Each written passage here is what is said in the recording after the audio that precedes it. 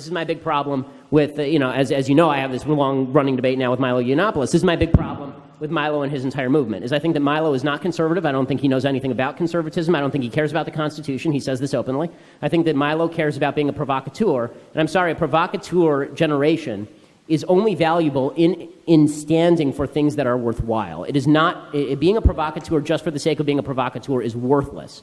Provoke in the name of something real and decent, and then I'll stand with you. Provoke in the name of just being a provocateur because you're violating taboos and you're a waste of my time. Thank you. For the record, that as anybody who's watched me for the past year knows, I am no fan of Milo's. I have not been a fan of Milo's.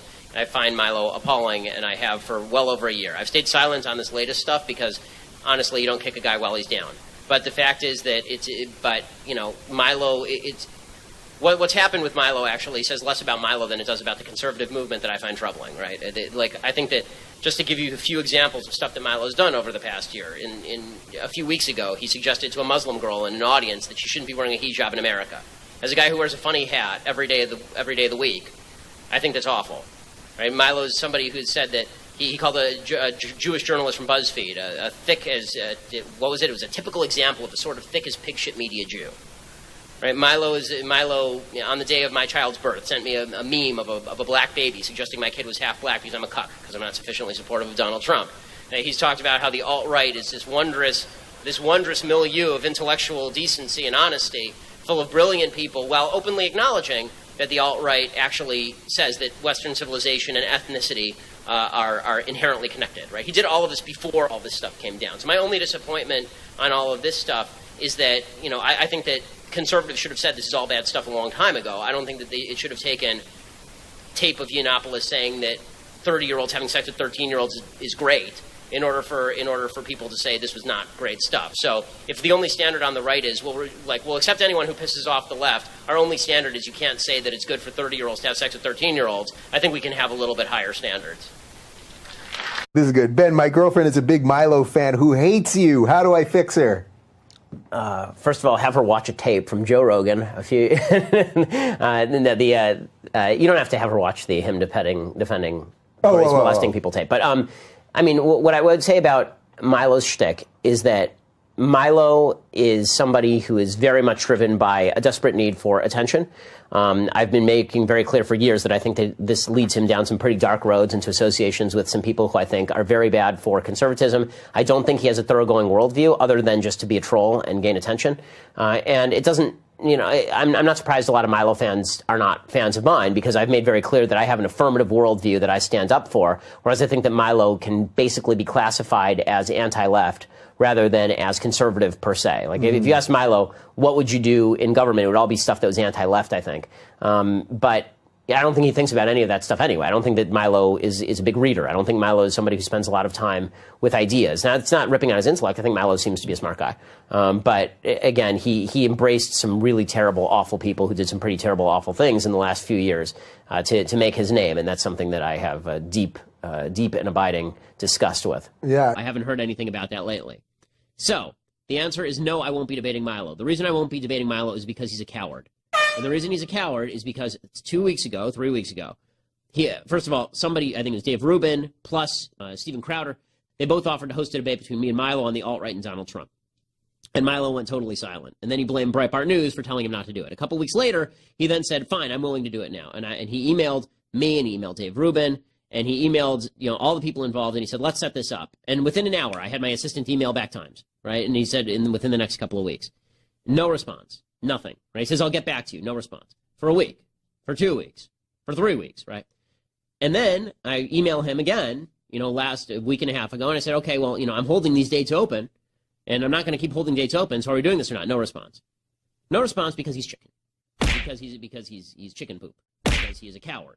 Coward, he's an intellectual coward. It's very easy to go on campus and fight against Triggly-Puff social justice warriors with an IQ of 7. It's really not difficult. And it's also really not difficult to lie to college students about what is good and true because they haven't studied the issues. It's also not difficult to gain attention by doing silly stunts. And they're fun. I watch them. They're fun. But when you do those things and you then spoon feed on top of it alt-right white nationalism and pander to some of the worst people on earth, and encourage college students to do the same. It's really terrible. I don't have to reiterate my criticisms of Milo here. Suffice it to say, he's intellectually shallow. The offer's off the table. I don't waste my time holding dates open for my intellectual inferiors who are too cowardly to debate me, to initiate conversations, then blame me for backing out of the debate that they back out of. You immediately responded, yes, you gave dates, and then Milo basically dipped out. That says the truth as much as I know it. If you know more, that's exactly right.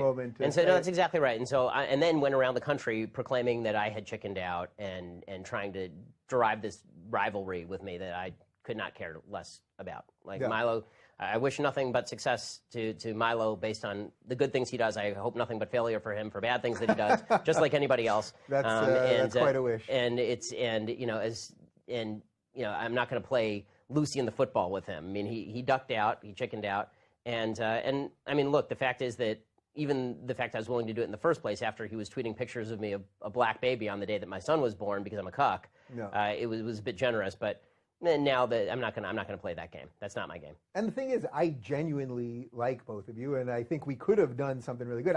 Milo's coming back in February. I think that my guess is that the ground is a little too scorched. Yeah, I'm not interested. But yeah, okay. Again, I'm not interested in doing the Charlie Brown Lucy routine so that he can go around the country proclaiming that he's brave after having chickened out. Yeah, so. And for the record, when he comes in February, I'll sure say the exact same thing to him, and he can say what, yeah, that's fine. That's fine. And I'm not tall and nearly as dashing as him, of course, and I don't have the nice British accent. Well, who is? I mean, without the British accent, by the way, Milo is basically just another ill-informed libertarian. All right, Milo. He's definitely going to see this. So. I know. So a lot of people who are just anti-SJW, anti-social justice warrior, but who aren't believers in racial inequality and racial disparity, who aren't advocates of racism and anti-Semitism, a lot of those people, they fell into the trap of thinking that they are allies with people like Vox Day and Richard Spencer and Jared Taylor. And there have been a couple of figures who have been very prominent in helping to mainstream the alt-right. One of these, unfortunately, is a guy who directed a lot of his sort of alt-right followers at me on Twitter and became very popular, Milo Yiannopoulos. So Milo is very popular. He's very popular because a lot of the stuff that he said on campus, a year ago about feminism, a lot of it is irreverent, and some of it is funny, and all of it is crazy and out of the box, and he says inflammatory things deliberately and all of this, okay? But Milo was very, very instrumental in mainstreaming the alt-right and treating the alt-right as an intellectual movement that ought to be respected and given its fair hearing. This was his shtick, right? His shtick was he was going to pander to the alt-right. He later came out and said, I separate off from the alt-right. They're not me. I have problems with the alt-right. But that didn't stop him from going on national television and talking up the alt-right and saying he just wanted to give them a fair hearing. Here he is on CNBC last year doing exactly this. No, I mean, I've never identified as the alt-right. The press seems determined to crown me the queen of it. All I've done is give them a fair hearing in the press. I think that white identity and white nationalism is a little misleading. I think it's more accurate to say that the alt-right cares about Western supremacy rather than white supremacy. It cares about Western values. It cares about liberal, capitalist, Western democracy, democratic values, freedom, equality, that kind of thing. And it sees, various threats to those on various fronts. Okay, so you see what he's doing here. Okay, Milo knows better than this, okay, because he's been dealing in these circles for a long time. He apparently used to call himself Milo Wagner, okay? Milo knows what he is doing here. And what he is doing here is he's broadening the definition of alt-right. It's very clever. He's broadening the definition of alt-right on national television to now encompass a larger group. And this serves two people, right? Or it serves two groups. It serves the alt-right itself, which now gets to claim a larger constituency. And it serves the left, which gets to lump in everybody who believes in Western civilization with people like Jared Taylor, Richard Spencer, and Vox Day. Here's Milo writing on the alt-right last year. This was the seminal piece that really brought the alt-right to public knowledge. There's a piece called The Establishment Conservative's Guide to the Alt-Right. It was written by Milo along with a guy named Alan Bakari who wrote at Breitbart.com. This is about a month after I left Breitbart. And here's what Milo wrote. Quote, there are many things that separate the alternative right from old-school racist skinheads. Alternative right is a term coined by Richard Spencer. That is alt-right. Alt-right stands for alternative right. There are many things that separate the alternative right from old-school racist skinheads to whom they are often idiotically compared. But one thing stands out above all else, intelligence. Skinheads, by and large, are low-information, low-IQ thugs, driven by the thrill of violence and tribal hatred. The alternative right are a much smarter group of people, which perhaps suggests why the left hates them so much. Right? The left doesn't hate them because they're racist. The left hates them because they're dangerous. They're dangerously bright. This is all Milo, okay? This is Milo writing.